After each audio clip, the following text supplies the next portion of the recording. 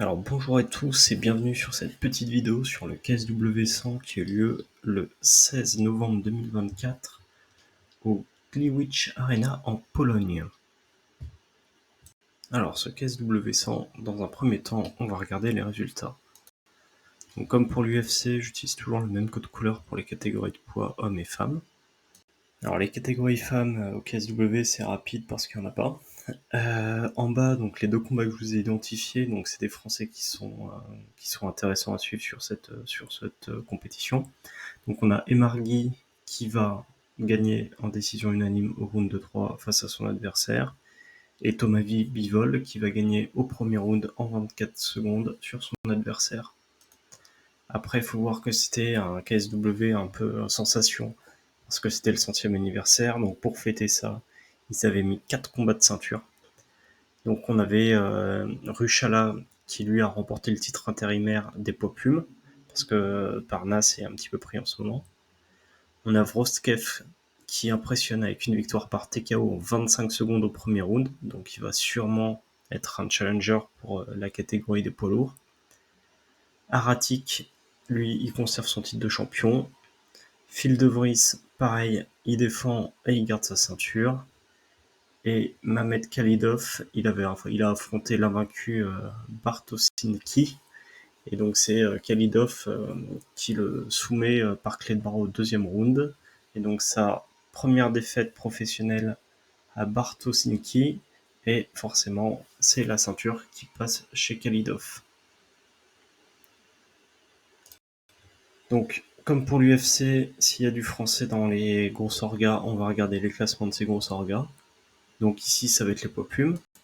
Donc ça, c'est la catégorie des poids plumes avant le KSW100. Il y aura une prochaine vidéo sur le KSW101 avec le combat entre les deux Français.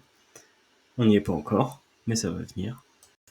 Donc à la suite du combat des Marguis, et ben lui, il rentre en numéro 7. Donc je rappelle, on n'est pas l'UFC. Au KSW, c'est l'organisateur qui gère le classement. Et donc voilà, donc là la grosse surprise c'est combat démarre, victoire, et il est dans le top 10 de la KT des plumes. Voilà, donc c'est tout sur les catégories. On va pas regarder celle où il y a que des Polonais ou des Russes. On s'intéresse vraiment qu'aux KT où il y a du français avec les évolutions des KT. En termes de rémunération, donc on est au KSW. Les REM sont pas hyper connus. Voilà, et ben je vous les mets à l'écran. Donc quand vous tapez pour des ceintures ou des gros combats, vous allez quand même faire pas mal d'argent. Donc on a des mecs comme Phil De Vries qui vont combattre pour 150 000. Alors ça, c'est des purses un peu brutes. Faut voir que vous êtes au KSW, donc vous avez le droit d'avoir des tatouages sur vous pour du sponsoring tiers.